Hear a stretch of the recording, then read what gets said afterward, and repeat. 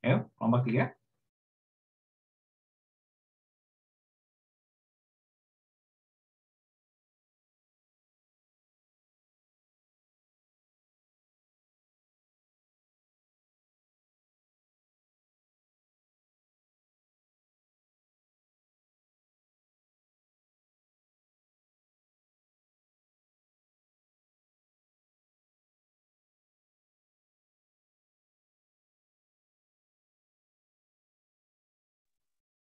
Mohon maaf Pak, untuk pertanyaan dari kelompok 1 tadi boleh mungkin dicatat di chat gitu. Baik, Kak. Terima kasih. Oke, kelompok 3 tadi siapa ya? Yang sudah nanya Mas Riko ya, kelompok 3 ya. Mungkin yang lain. Oh, saya lupa, kayaknya kelompok 3 ini banyak berguguran ya. Dan Mas Riko siapa? Mas Nurdin kalau saya tidak salah. Mas Nurdin ada?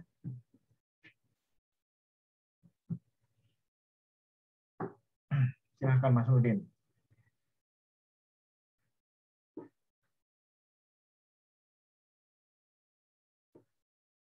Halo Pak, iya Pak. Ya, Nurdin ada. silahkan. Tanya apa aja deh, Nurdin. Satu kelompok siapa aja ya? Banyak menghilangnya memang ya Mas Nurdin ya. Saya kok lupa. Kelompok 3 ini siapa aja? Iya Pak, yang hadir di sini sedikit kelompok 3. Iya. Oke lah.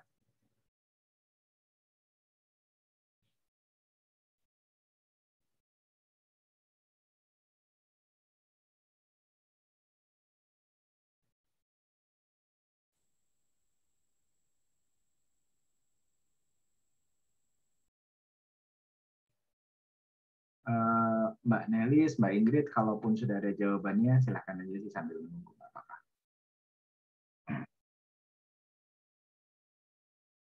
Baik Pak,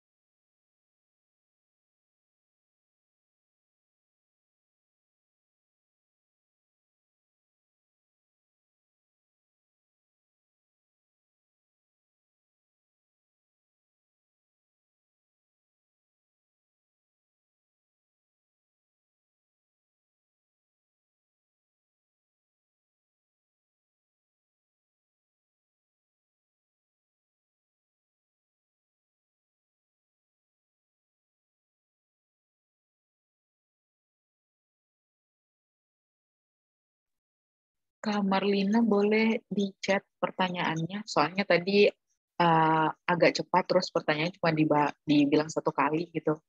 Jadi kita Oh, kurang ngerti. iya Kak, sementara diketik ya Kak.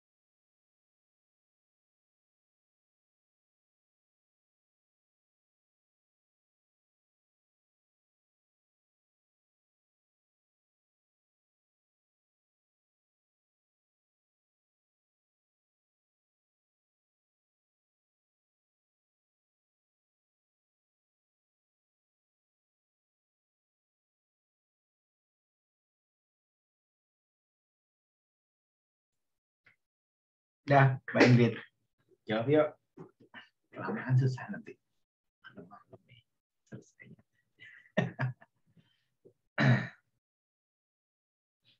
Nanti saya tambahin deh.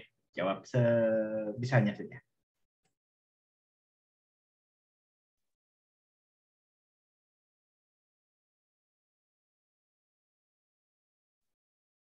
Yang akan menjawab pertanyaan ini Florenciana, Pak. Ya, terima kasih Kak Ingrid. Saya akan coba untuk menjawab semampu saya, Pak. Di sini poin pertanyaannya itu asumsi merupakan dasar yang dinilai dari ekonomi bisnis. Oke, jadi penilaian membutuhkan angka yang substansial dari asumsi analis. Karena yang kita bicarakan sekarang itu tentang proyeksi atau perkiraan, maka ada banyak sekali asumsi yang mendukung hasil analisis seorang analis. Nah, yang saya bawakan tadi kan nilai estimasi dan nilai pasar. Nilai estimasi itu biasanya dihitung dari dihitung dari ROE operasi, NOPAT abnormal, dan arus kas bebas. Sedangkan untuk nilai pasar untuk ekuitas dari beberapa artikel itu sangat sulit untuk ditentukan. Bukan hanya ekuitas, bahkan untuk beberapa aktiva untuk menentukan nilai wajar atau harga pasarnya itu cukup sulit, Pak. Seperti itu. Jadi asumsi sangat penting karena kita bicaranya forecast, jadi asumsi itu sangat penting dan sangat diperhitungkan dalam mengambil dalam membuat hasil analisis.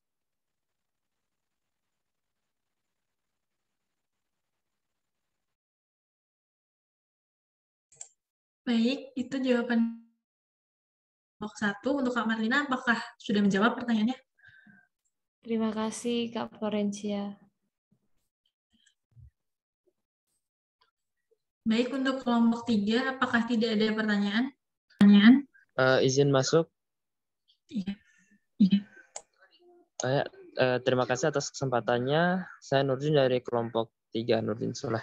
Baik, saya akan bertanya singkat saja mengenai perkiraan tadi itu. Apa maksudnya?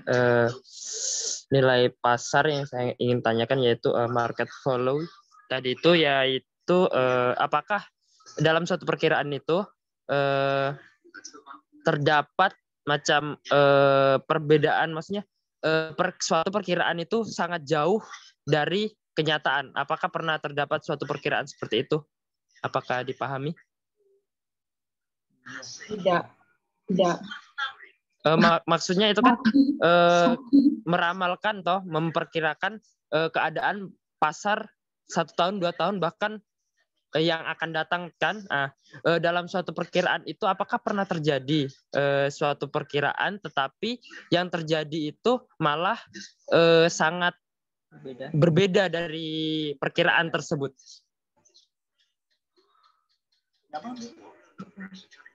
Terima kasih, akan kami jawab terlebih dahulu.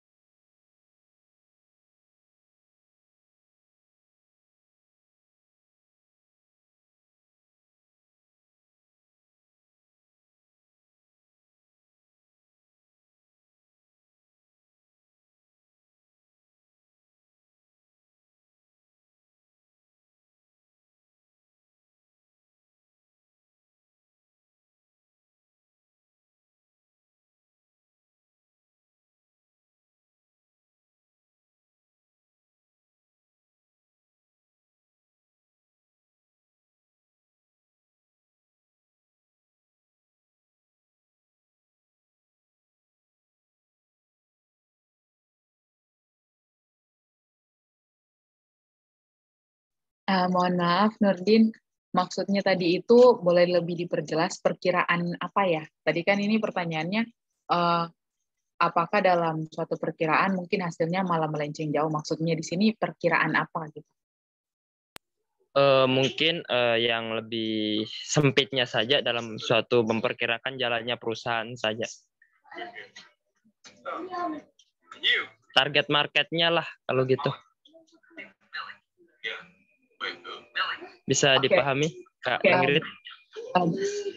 Saya perjelas. Maksudnya dalam memperkirakan target market, apakah perusahaan kadang ada pernah melenceng dari perkiraan begitu?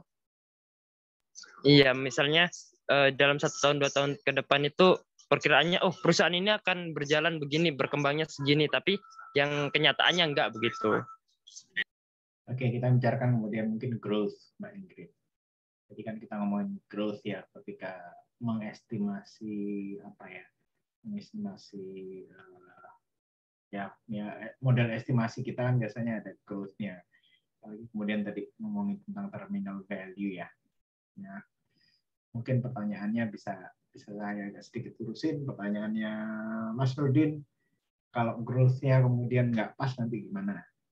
Bisa nggak terjadi, dan kalaupun nggak pas bagaimana? Pertumbuhannya sekian, tapi ternyata kemudian pertumbuhannya nggak segitu.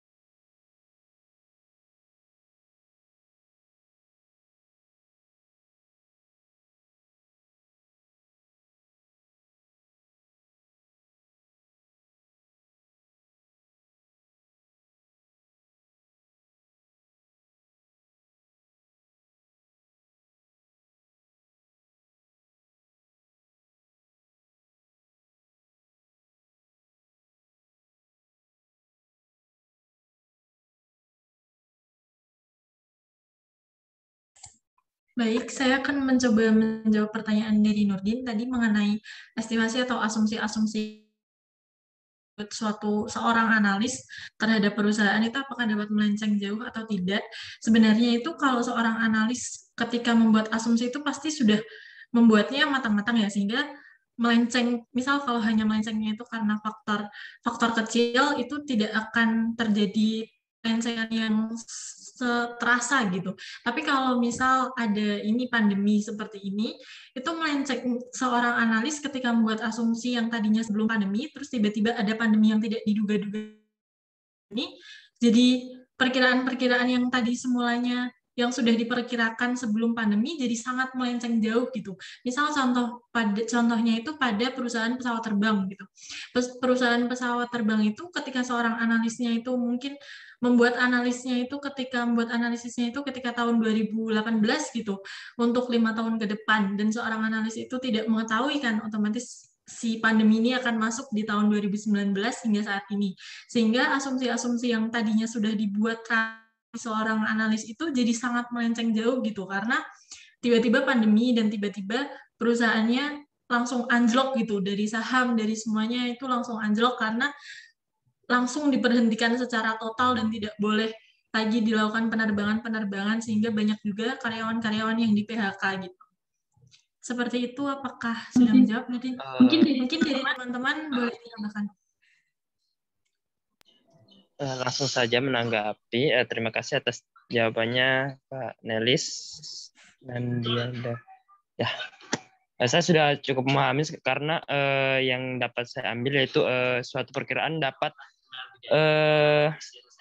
tidak sesuai dengan suatu perkiraan tersebut, tapi dikarenakan suatu sebab yang tidak kecil, tapi sebab yang sangat berpengaruh bukan hanya untuk perusahaan itu, tapi untuk dunia global. Ya, kalau itu. Baik, terima kasih atas jawabannya. Jadi tuh kalau tadi pasti kan seorang analis sudah menganalisa plus minusnya dari analis yang dilakukan ya, tapi kalau tiba-tiba itu didukung oleh faktor yang tidak dapat diperkirakan, itu dapat melenceng. Seperti itu. Sepertinya sekian dari presentasi dari kelompok 2 dan diskusinya saya kembalikan kepada Bapak.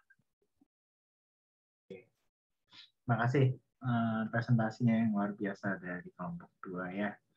Oke, sekarang kemudian saatnya stressing, saatnya kemudian saya nambahin sedikit. Saya menambahkannya mungkin dari sisi konsep awal, ya konsep awalnya seperti apa.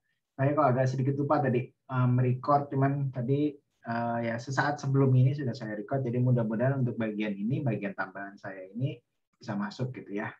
Oke, saya share screen dulu sebentar.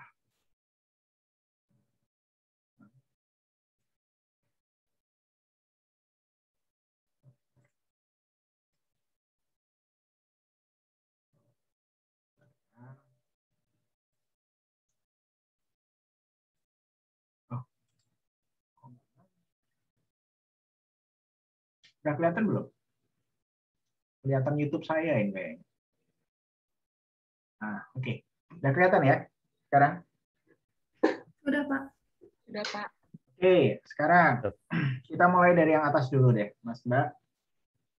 Yang kita bicarakan tadi itu sebenarnya merefleksikan perbedaan paradigma, cara memandang. Jadi sebenarnya Mas Nurdin tadi menanyakan tentang bisa nggak sih salah ya? Ya bisa saja. Sama seperti kemudian kalau saya nanya Mas Nurdin, bilang aja nih nanti bisa nggak salah memilih pasangan, yang bisa saja. Alasannya apa? Apakah kemudian selalu sesuatu yang luar biasa yang tidak bisa dikendalikan, atau ya yang bisa dikendalikan? Ya macam-macam Mas Nurdin, bisa macam-macam. Ya, sesimpel itu. Oke, sekarang kalau kita membicarakan kemudian cara konsepnya begini, Mas Mbak.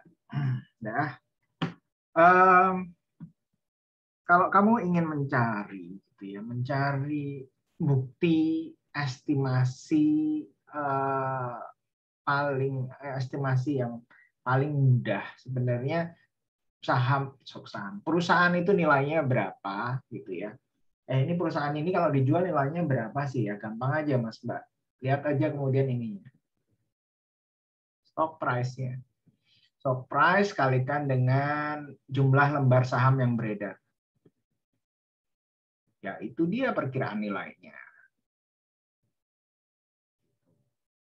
Bilang aja 5.000 dikalikan mungkin kira saja yang lembar saham yang tersebar di bursa efek gitu, bilang aja, dan kemudian yang ada di perusahaan sendiri itu let's say di total 1 juta lembar. Berarti saya bisa kemudian menyimpulkan bahwa ini nilai perusahaannya 5.000 dikalikan 1 juta, 5 miliar rupiah. Kok kecil, Pak? Ya kalikan aja deh, terserah. Mungkin lembar sahamnya kurang. Cuman kurang lebih caranya seperti itu. Itulah kemudian nilai perusahaan pada saat harga saham itu diketahui. Contoh, harga saham perusahaan sekarang 5.000, ya nilainya sekian. Terus kalau begitu bagaimana, Pak? Kenapa kok kita perlu estimasi? Tunggu dulu, kita belum sampai sana dulu. Nah, ketika kemudian membicarakan tentang harga sahamnya, kok bisa sih harga saham 5.000? Sebenarnya harga saham di bursa efek itu terbentuk karena kekuatan yang namanya kekuatan pasar, Mbak Mas.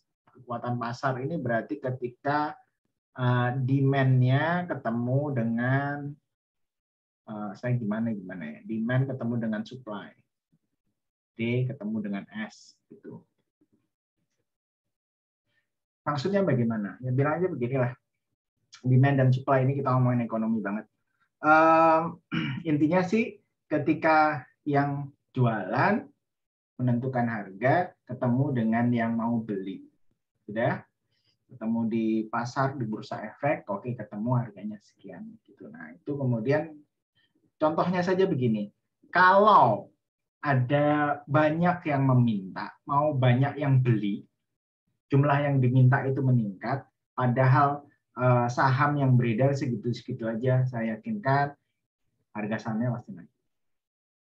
Di sisi lain kemudian kalau yang ditawarin banyak, yang beli nggak ada, pasti drop harganya. Jadi stock price yang ada di bursa efek itu kurang lebih terjadi karena kekuatan pasar ketika demand ketemu dengan supply. Sampai sini bisa dimengerti ya? Nah, sekarang kemudian kok bisa harganya segitu? Nah, sekarang kita bicarakan kemudian perbedaan paradigma. Banyak yang menganggap para akademisi finance, para akademisi akuntansi, para akademisi ekonomi itu beranggapan bahwa itu Pak harganya segitu selain karena kekuatan pasar. Kok kekuatan pasar itu muncul? Ya karena kemudian mereka melihat masa depan perusahaan ini. Oh, masa depan perusahaan ini cerah. Akhirnya banyak yang mau beli. Kalau banyak yang mau beli, stok barangnya, stok sahamnya itu segitu-segitu aja naik harganya kan. Sama seperti barang biasa. Nah, tapi kemudian ekonom, terus ahli-ahli finance, ahli-ahli akuntansi ini juga kemudian punya paradigma yang berbeda-beda. Berbeda-bedanya kemudian begini, ya memang kekuatan pasar, tapi sebenarnya itu juga mencerminkan apa, merefleksikan apa. Di sini yang kemudian saya pecah jadi 3, sesuai yang kalian pelajari hari ini. 1, banyak yang beranggapan bahwa mereka itu memandang dividennya. Kalau kemudian perusahaan ini dividennya bakal lancar ke depan, ya para investor akhirnya berbondong-bondong untuk beli, gitu ya. Jadi melihat future dividen dari perusahaan itu. 1, alternatif paradigmanya. Yang kedua, tentu saja ada yang beranggapan bahwa enggak, dia ngelihat earning-nya kok. Ada juga kemudian yang beranggapan, oh ini ngelihat cash flow-nya, generated cash. Makanya kemudian muncullah 3 macam bentuk model yang kita pelajari hari ini.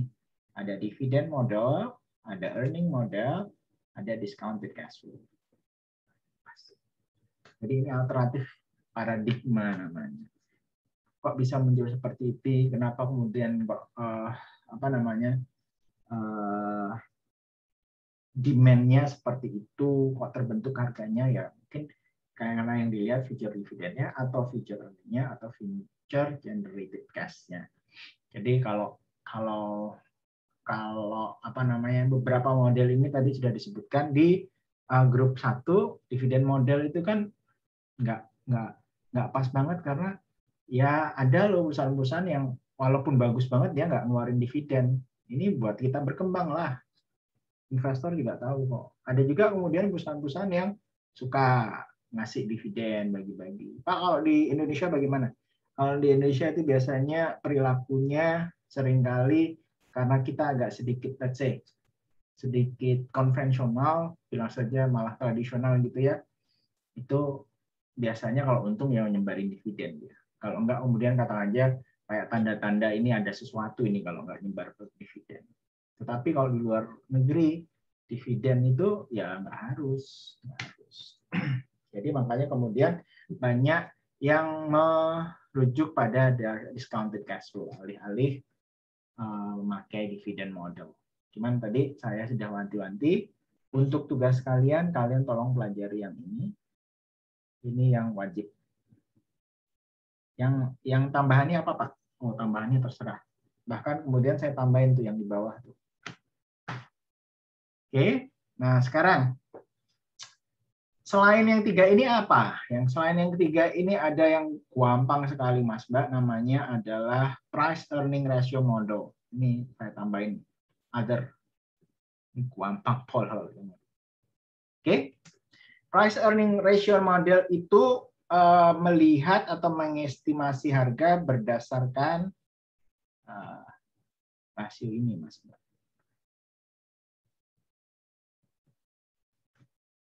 Rasio per namanya, price per earning, gitu aja.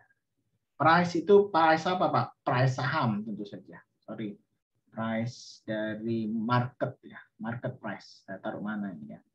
Sini aja ya, market price. Terus earning.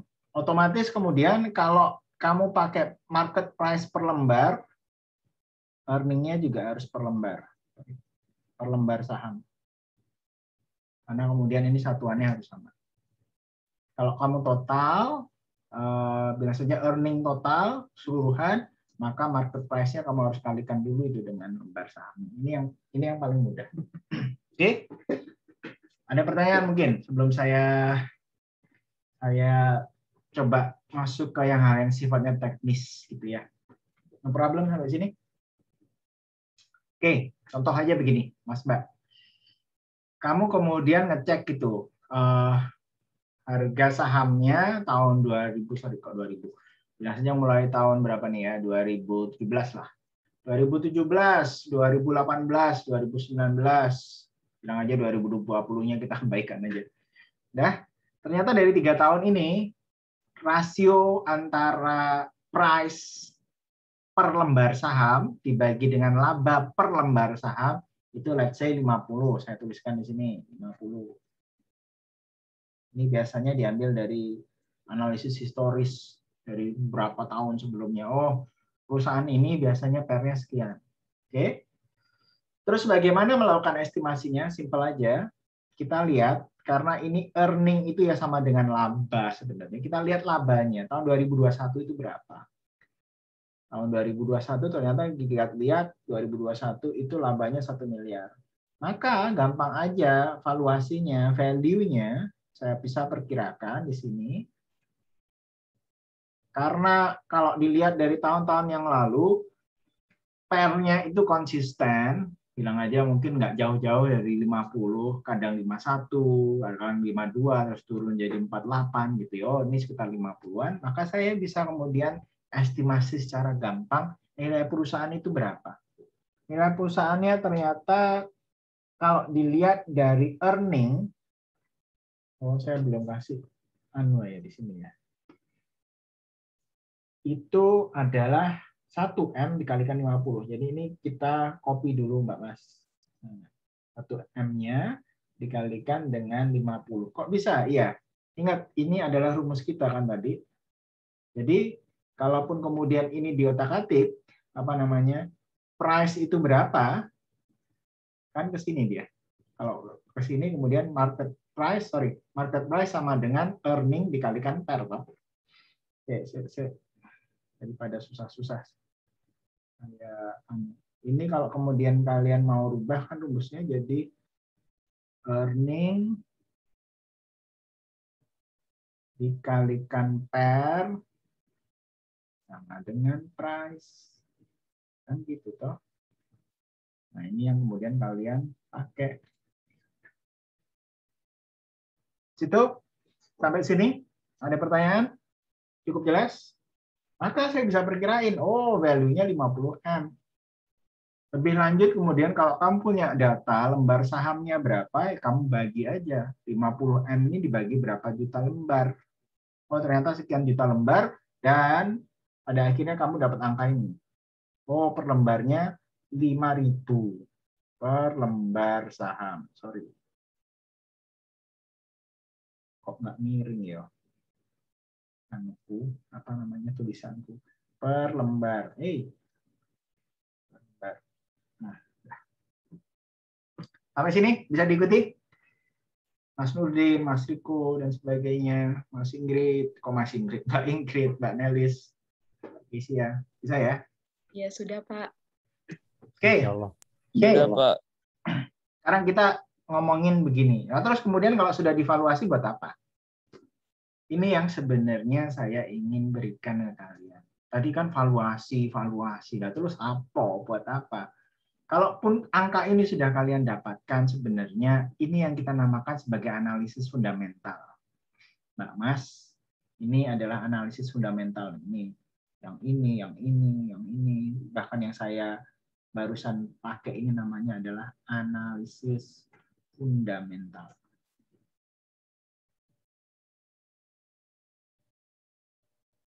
Atau apa namanya, valuasi dengan cara melakukan analisis fundamental perusahaannya itu sendiri. Kalau kemudian robot yang trading itu bagaimana Pak? Biasanya bukan fundamental, itu ngeliat pergerakannya aja.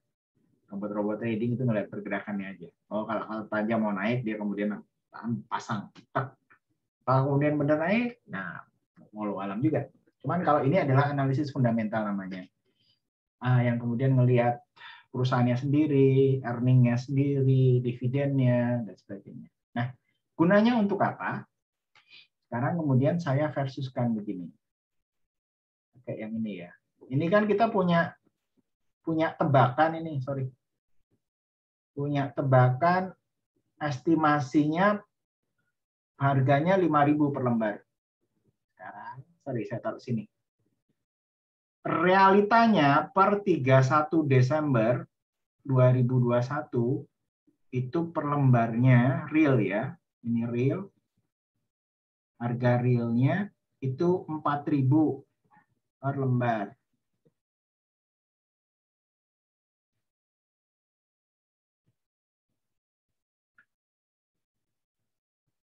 Nah, sekarang kemudian balik lagi ke pertanyaannya Mas siapa itu tadi? Mas Nurdin ya?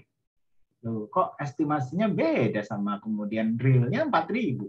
Iya Mas, biasanya juga memang begitu. Cuma sekarang pertanyaan saya adalah, berarti salah dong estimasinya? Ya enggak juga. Enggak juga Mas Mbak.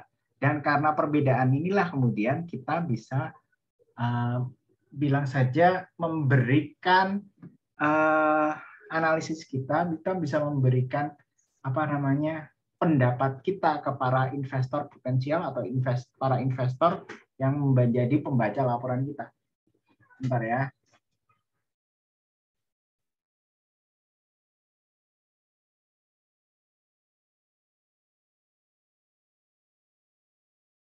Bye.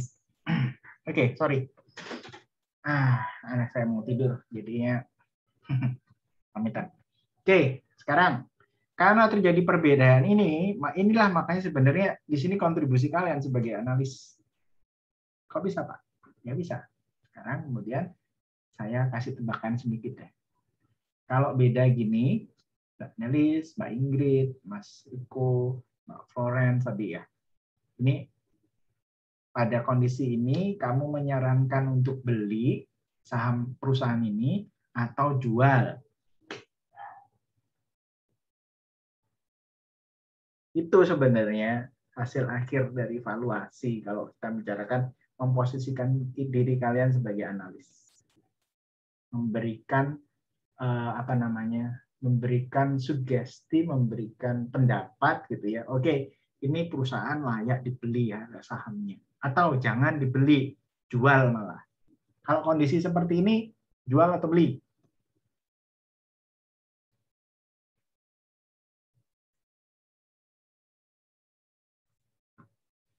Bingung? Beli? Oke, siapa yang jawab tadi ya? Sorry. Siapa yang jawab ini tadi? Mbak Floren ya? Iya, beli. Benar Mbak Floren. Kenapa kok beli? Karena begini. Di bursa harganya 4.000. Sedangkan menurut analisis kita, mestinya perusahaan sebaik ini, sebagus ini, mestinya perusahaannya 5.000. Jadi harga realnya lebih rendah daripada analisismu. Kalau kamu benar-benar yakin dengan analisismu, mestinya perusahaan ini nilainya akan meningkat. Sekarang dia undervalue namanya, Mbak Mas. Dihargai lebih rendah dibandingkan yang dia layak dapatkan. Sehingga mestinya dia akan lebih tinggi dari ini.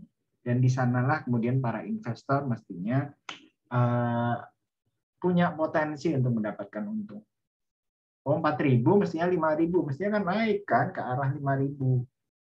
Bedakan kemudian kalau realnya sekarang 10.000, tapi kamu estimasi nilainya cuma 5.000. Oh, ini perusahaan value-nya nggak terlalu tinggi loh. Tapi kok tinggi banget nilai realnya? Mungkin karena kebanyakan investor itu latah. Beli, harganya naik gitu ya di 10.000, padahal dari sisi fundamentalnya dia cuma nilainya 5.000.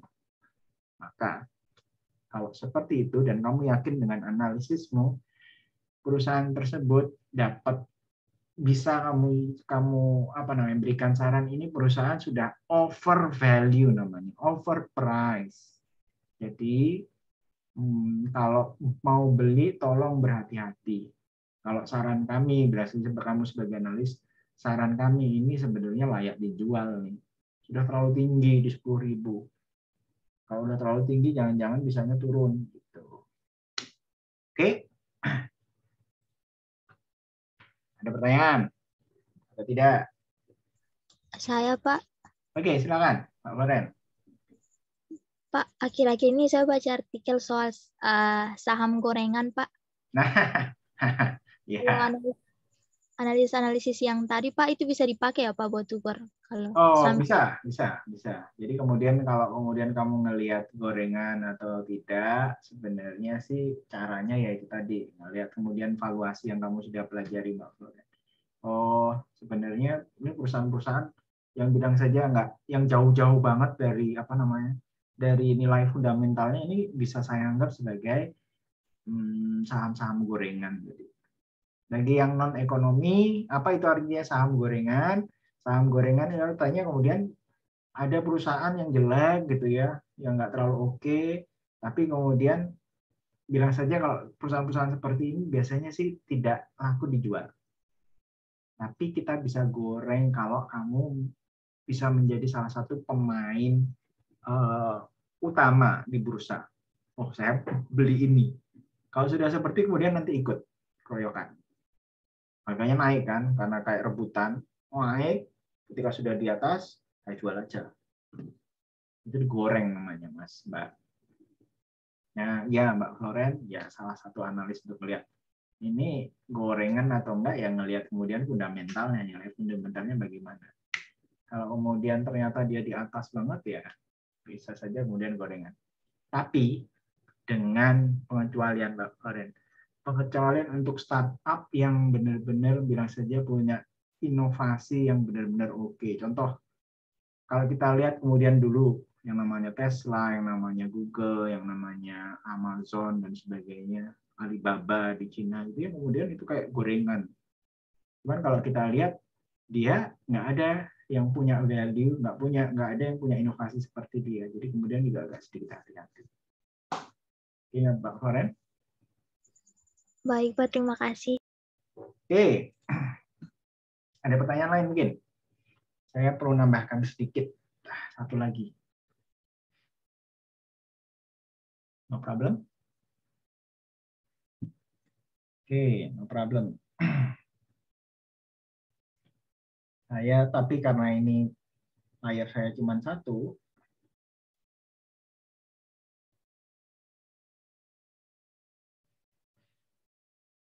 bentar ya.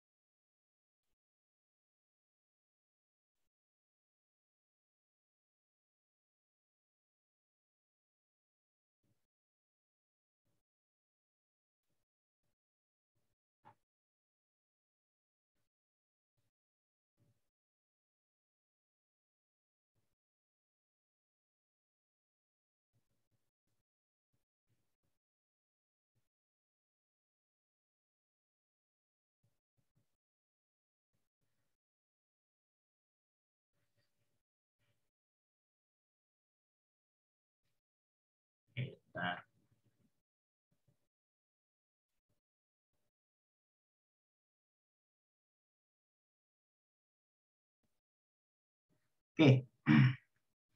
Nah, share screen lagi. Oke. Kalau kita bicarakan dividen, gitu ya, dividen model atau discounted cash flow model itu kurang lebih tadi teman kalian ngomongin tentang yang namanya terminal value. Di sini saya punya kemudian ada contoh sederhana aja. Ini di tahun 0, Mbak Mas. Ini di tahun pertama, ini tahun kedua, ini tahun 3, tahun keempat. Oh, ini tahun kelima. Saya agak sedikit lupa. Cuman kayaknya bilang aja begini. Terminal value-nya di sini, Mbak Mas. Di tahun keempat. Saya kelupaan berarti 1. Nah, bagaimana kemudian kita melakukan valuasi ini? Kita pakai discounted cash flow aja ya, biar mudah ya, atau biar samalah persepsinya. Cuman walaupun discounted cash flow ini juga bisa pakai dividen. Bilang saja cash flow kita adalah 10 di tahun 0, 11, 12, 13 tahun ketiga, 14 di tahun keempat, dan 15,3 di tahun kelima. Oke. Nilainya berapa, Mas Mbak? Nah, kalau memakai discounted cash flow biasanya ada periode terminal, bilang saja perusahaan itu kalau kita asumsikan kan akan berjalan terus tuh. Cuman ya susah kemudian. Masa kemudian tidak ada periode di mana dia melandai dan stabil, Mas Mbak. Jadi kita contohkan di sini stabilnya di pertumbuhan 5%. Ini yang kemudian memerlukan angka-angka ini memerlukan kemudian analisis yang tersendiri yang menurut saya ya cukup berat juga. Pak, kalau saya mau melakukan analisis bagaimana? Ya sudah, kamu melakukan analisis, let's say nanti ya. Ini kan kita ngomongin menganalisis cash flow-nya. Kamu lihat 5 tahun terakhir yang bagus seperti apa, bila saja kalian kemudian asumsikan aja yang bagus itu yang menjadi yang ini nih. Oh, 10%. Dia bagus di 10%. Dan sekecil-kecilnya mereka ada di mana. Nah, itu yang kemudian kita masukkan sebagai growth minimum mereka. Sudah sampai sana? Clear ya? Jadi, kalau kita contohkan di sini, maka kalau 10% starting dari 10 dikalikan 10%, ditambahin 10%, mestinya dia jadi 11. Terus kemudian bilang saja ini dalam miliar ya. Terus tahun kedua, itu mestinya kalikan lagi 1,1, 12,1, tahun ketiga 13,3, tahun keempat 14,6, dan ketika tahun kelima karena sudah melandai dia, terminus di tahun keempat, maka dia menjadi 15,3 saja. Kalau saya tidak salah hitung, ya. Ini, maka pas terminus ini, Mas Mbak kemudian harus memakai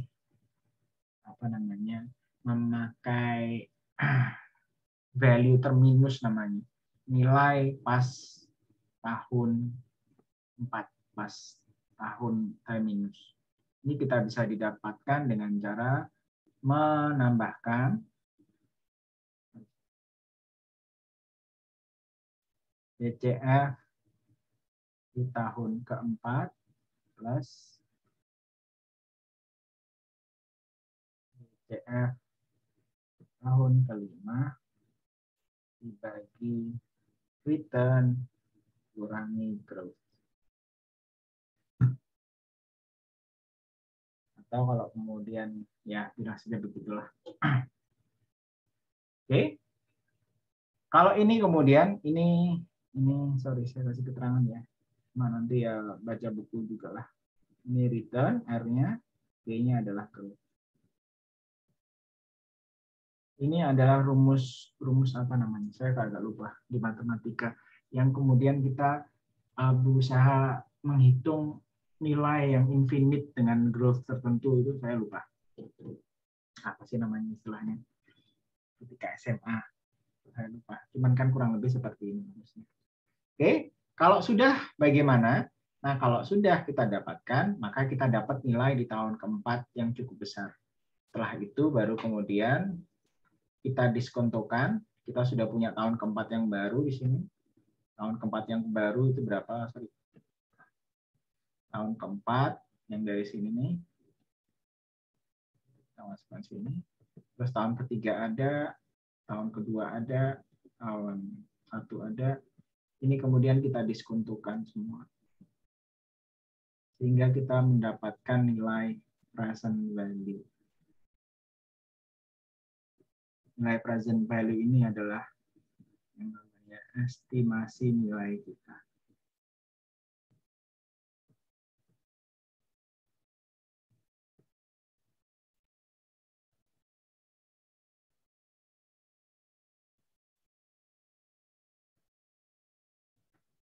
Oke. Cuman tadi tahun keempatnya perlu dihitung dulu karena terminus di tahun keempat. Karena kita kemudian bilang saja yang sifatnya infinite tadi kita harus masukkan semua ke tahun keempat dulu, baru kemudian kita present value. Oke, kurang lebih seperti itu kalau saya gambarkan secara sederhana. Kalau discounted cash flow. Kalau dividen model bagaimana? Kurang lebih juga sama. Oke. Cuman nanti kalau kemudian ada pertanyaan silakan aja. Cuma sih sebenarnya caranya sih mudah-mudah saja kok. Yang menyulitkan sebenarnya kemudian kalau kalian kamu nanti bisa mengasumsikan oh melihat dari tahun-tahun yang bagus sekian persen pertumbuhannya sudah.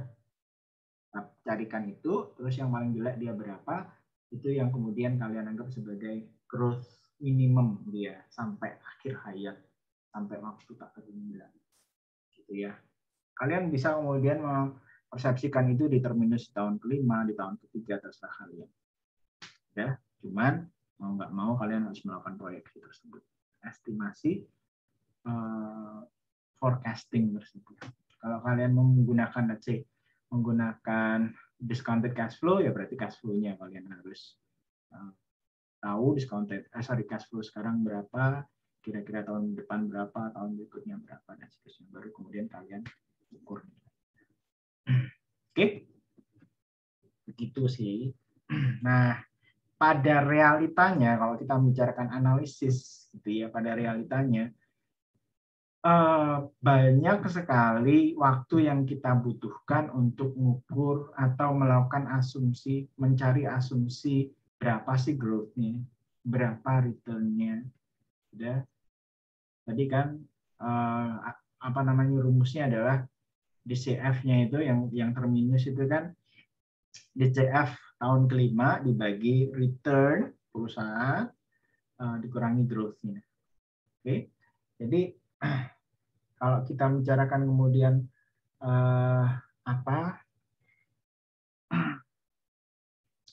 di sanalah kemudian letak sulitnya peramalan ini karena penuh dengan asumsi. Kita bicarakan kemudian tahun-tahun berikutnya itu berapa yang nggak ada yang tahu, mana ada yang tahu. Makanya kemudian tadi saya ngomong, bisakah kemudian kita tidak bermasalah dengan pasangan kita ya, wallahu alam, siapa saya. Sama seperti kemudian kalau kalian lihat di banyak berita, saya agak sedikit jarang nonton TV sekarang, cuman bilang saja kalau nonton berita apa sih namanya selebriti itu banyak orang cerai. Sekarang pertanyaan saya, kalau orang cerai berarti dulunya salah dong nikahnya? Ya enggak juga. Siapa yang tahu Mas Mbak? Siapa yang tahu kemudian kalau mereka nggak cocok ya jangan disalahin. Dah, ya estimasinya aja salah. Oke. Otomatis juga kemudian kalau kita bicarakan para analis, estimasi para analis dari satu perusahaan dengan perusahaan lain, karena biasanya asumsinya juga berbeda-beda, kemungkinan juga berbeda. Ada yang lebih konservatif, ada yang optimis banget, sehingga kemudian tadi growth-nya bakalan tinggi, ada yang bilang no. Jadi beda-beda. Gitu ya. Terus Pak, bagaimana Pak? Ya bilang saja kalau sebagai investor bagaimana ya? Bilang saja kalian cari tuh analis siapa yang cukup terkenal, kemudian lihat. Oh ternyata dua-duanya bilang buy, sudah saya buy. ya, karena kemudian yang mereka cari itu biasanya kalau kita ngomong investor adalah pendapat ini buy atau sell. Pada akhirnya sih begitu. Oke, ada pertanyaan? Monggo. Izin mau tanya, Pak. Silakan, Mas Riko. Artinya, ya, untuk analis itu sampai saat ini apakah belum ada standar untuk mereka menyamakan persepsi mereka mau ke arah mana gitu ya? Nggak ada. Gimana kemudian bilang saja begini. Apakah kemudian ada yang bisa memberikan standar buat kemudian kita semua, kita sebagai bangsa tahun depan harus ngapain? Nggak ada. Sama juga seperti analisis ya, para analis juga kemudian ya bilang aja beginilah. Kamu tadi sudah ketemu sama 3 model itu. Ada yang memakai dividen, ada yang memakai earning, ada yang memakai cash flow. Mau pakai yang mana? Ya hasilnya bakal beda-beda. Mau pakai yang mana? Ya sudah beda ya. Kemudian kalau kita ngomongin yang general, yang dipakai sekarang adalah yang discounted cash flow. Tapi bolehkah pakai yang lain itu? Ya boleh-boleh aja. Nggak ada larangan. Karena kita membicarakan masa depan ya siapa yang tahu. Cuma kita bisa kemudian setidaknya memberikan gambaran kalau melihat kondisi sekarang ini dengan asumsi begini, biasanya di laporan itu asumsinya itu yang kemudian banyak dibahas juga, maka hasilnya analis kami bahwa ini perusahaan viable, perusahaan-perusahaan yang kemudian akan berkembang ke depan. Dari sisi harga saham mereka, isi begitu. Cuman kalau kemudian bakal ada nggak sih satu metode yang kemudian nanti akan menghasilkan angka yang sama? Agak susah sih, karena kemudian biasanya bilang aja kalau kita bicarakan analis terkenal juga asumsinya bakal berbeda satu dengan yang lain. Jadi agak sulit kemudian disatukan. Walaupun sama-sama memakai discounted cash flow. Itu Mas Diko. Terima kasih, Pak. Oke, tadi ini terakhir saya aja sih. Saya nggak tahu, cuman kayaknya di UNER, di Fakultas Ekonomi dan Bisnis UNER itu belum ada. Setahu saya sih, setidaknya di akuntansi gitu ya. Ada yang namanya mata kuliah yang namanya manajemen resiko, Mas Mbak. Manajemen resiko itu juga kurang lebih seperti itu. Kemudian ngelihat ke depan resiko, ngelihat kemudian kenapa kok perusahaan ini nggak perform. Bukan nggak perform. Gimana caranya supaya perusahaan ini perform? Resiko apa aja yang harus kita cari? Resiko apa yang kemudian harus kita perhitungkan? Tadi Mbak Nelis ngomongin tentang pandemi. Nah, siapa yang tahu pandemi bakal ada gitu, apalagi kalau kita sampai di 2019 gitu ya, belum ada kabar tentang virus di Wuhan gitu ya, kemudian nggak tahu, semuanya sih oke-oke aja, analis itu kemudian kita kita akan the right track dan sebagainya, bagus semua, tapi kemudian jadi gini semua, ya nggak akan ada yang tahu. Cuma kejadian seperti ini biasanya di dunia risk management namanya, di manajemen risiko itu peristiwa yang namanya dikenal dengan nama black swan. Black swan, angsa hitam. Angsa yang biasanya nyeleneh, biasanya angsa putih. Iya, memang ada sih angsa hitam, tapi kan jarang kita temui, sangat jarang kita temui. Walaupun saya pernah lihat. Jadi ya saya kemudian jadi ingat gini juga sih, beberapa hari yang lalu saya baca di Korea Utara itu lagi kelaparan, soal pemimpinnya Kim Jong Un ya sekarang, Kim Jong Un ya. Kim Jong Un bilang ya sudah rakyat silakan makan angsa hitam. Saya tak pikir-pikir beneran tak ngomongin orang ini. Ini kemudian kayak nyuruh rakyatnya sudah makan angin saja. Bener tak? Kalau saya sih begitu bacanya. Benar-benar kejam berarti kalau ngomong seperti itu. Oke, ada pertanyaan lagi mungkin Mas dan Mbak? Oke, jadi kurang lebih begini sih ya. Kurang lebih begini. Kita kan ketemu sekarang bahas ini, terus minggu depan agak sedikit lain ya. Mungkin setelah tugas itu kalian coba sendiri lakukan, terus kemudian kita masih ada di pertemuan 7 kan. Nah, pertemuan 7 itu mungkin selain kemudian kita mereview, kita bisa kemudian diskusi kembali tentang kemudian problem kalian. Satu kan ada 3 tugas nanti. Melakukan proyeksi atau forecasting, melakukan estimasi valuasi, dan melakukan setidaknya estimasi yang namanya estimasi distress, kebangkrutan. Jadi saya sih kemudian kemungkinan kalian akan agak sedikit mengalami kesulitan di sisi forecasting dan valuation. Jadi mungkin no worries, kalian tugas nanti coba-coba saja. Kalaupun kalian mengalami masih kesulitan, submit aja. Nanti kita akan obrolkan di pertemuan ke-7 kembali. Oke, gitu. Ya, ada pertanyaan mungkin? Kalau tidak ada, saya akhiri untuk malam ini. Kita ketemu lagi minggu depan di jam yang sama. Ya, kita akan bahas apa minggu depan itu. Saya kok agak sedikit lupa saya. Kalau nggak salah sih distress ya, kayaknya loh ya. Oke, saya kira sekian untuk malam ini. Terima kasih sekali atas kehadirannya. Assalamualaikum warahmatullahi wabarakatuh. Waalaikumsalam warahmatullahi wabarakatuh, Pak. Oke. Saya langsung saya langsung end ya. Oke, bye-bye. See you next week.